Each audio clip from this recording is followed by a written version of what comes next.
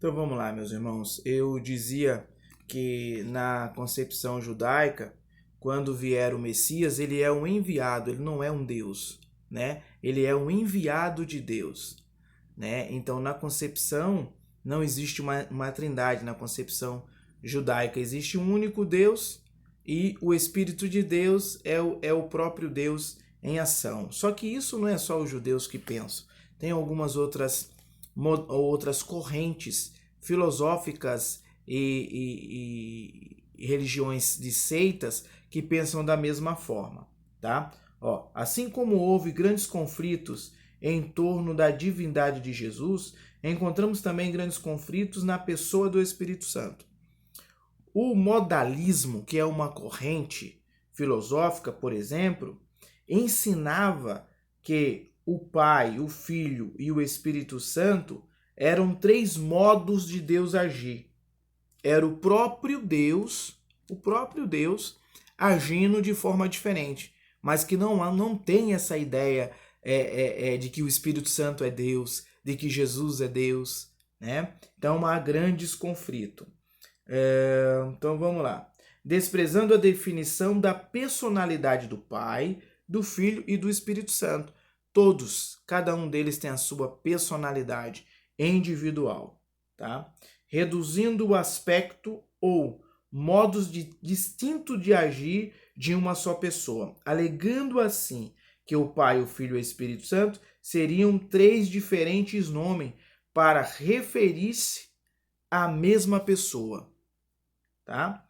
Porém, segundo as Escrituras, o Pai é Deus, o Filho é Deus e o Espírito Santo é Deus. Está aqui o texto, né, os textos aqui, que citam o Espírito Santo também como Deus.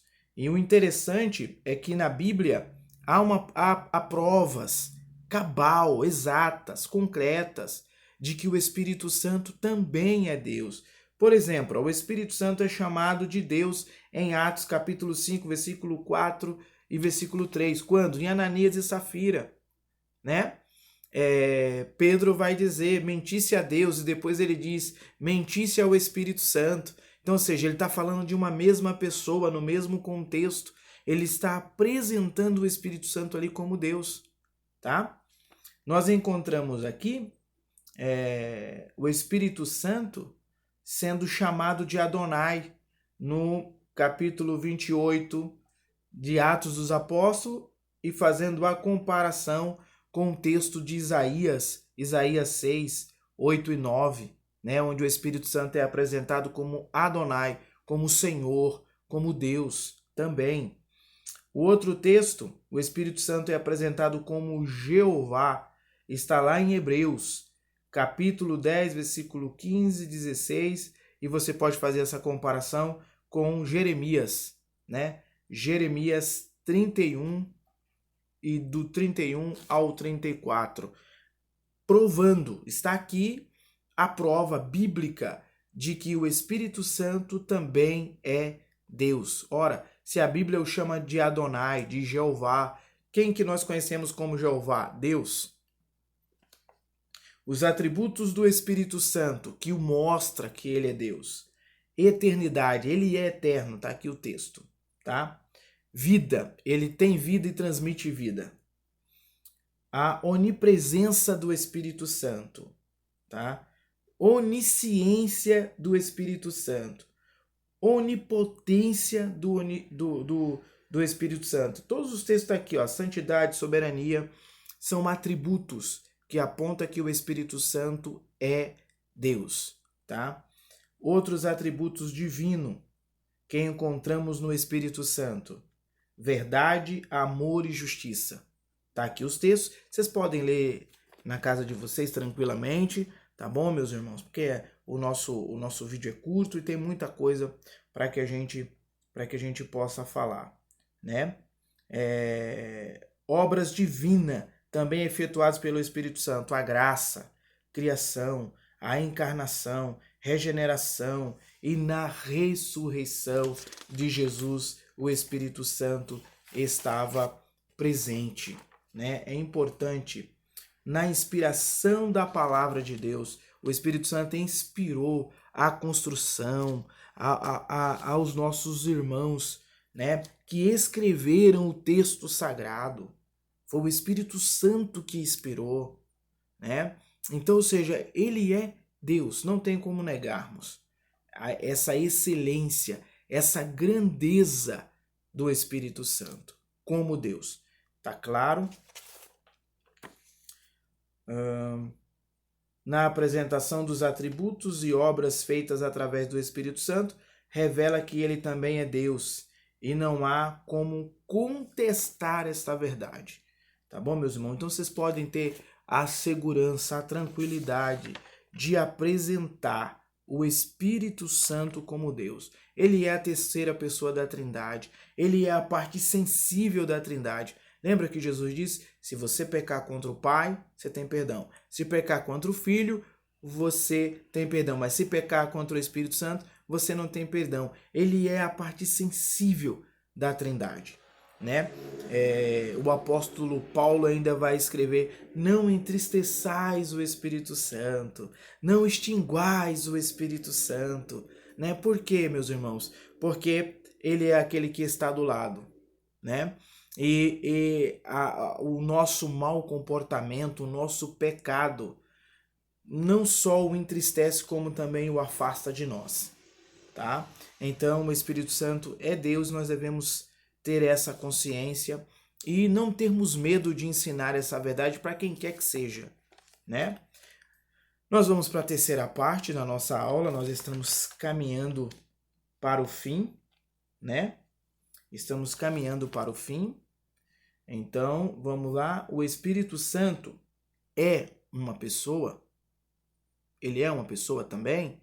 Né? Por quê? Porque nós vemos lá no livro de Atos que o Espírito Santo veio numa forma como de um vento impetuoso, né? Jesus, no livro de João, vai comparar o Espírito Santo com o vento, né? A gente tem o costume de falar que nós estamos nos enchendo do Espírito Santo, ou se encher do Espírito Santo, e parece que por essas falas, por esses adjetivos, parece que a gente está apresentando que o Espírito Santo não é uma pessoa, e não é isso. Não é isso, de forma alguma. Nós vamos entender aqui, não podemos crer que a personalidade do Espírito Santo como uma pessoa, até os dias de hoje, tá, é questionada.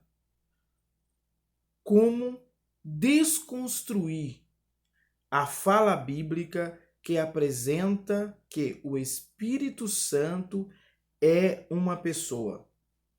O que algumas seitas negam essa ideia simplesmente pelo fato do Espírito Santo não ter sido apresentado na Bíblia com um corpo material.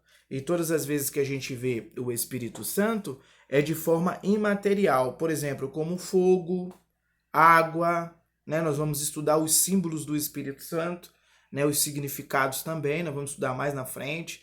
Nós teremos um mês cheio só sobre o Espírito Santo, para ficar bastante coisa clara para os irmãos. E se nesta aula houver dúvida, os irmãos, por favor, podem ter o direito de mandar mensagem para mim, perguntando, querendo esclarecimento, e assim que tiver um tempo eu esclareço sim, tá? Então vamos lá.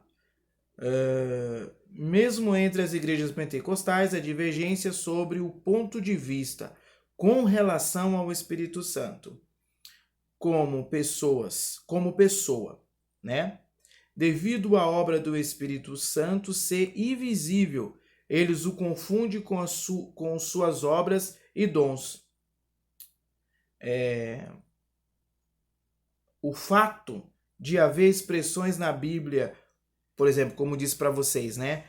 Ser cheio do Espírito Santo, né? Não pode criar a ideia contrária de que o Espírito Santo não é uma pessoa. Então, irmão, o fato de alguém pregar ou alguém ensinar, você tem que ser cheio do Espírito Santo, você tem que navegar no Espírito, isso não quer dizer que o Espírito Santo não é uma pessoa. Isso são funções, né? São características, são transferências de poder do Espírito Santo para a nossa vida, tá? Mas isso não impede de afirmarmos que ele é uma pessoa, até mesmo porque aqui, ó, nós temos os atributos que provam que o Espírito Santo é uma pessoa, tá? E você encontra isso na Bíblia. Tem uns textos aqui presente. Olha, ele pensa, tá? Ele sente. Quando Paulo vai dizer, não entristeçais o Espírito Santo, é porque ele sente tristeza, né? Então, vamos lá. Ele pode ser contristado, magoado, ele pode se irar. Tá aqui os textos, né? Texto de Isaías 63.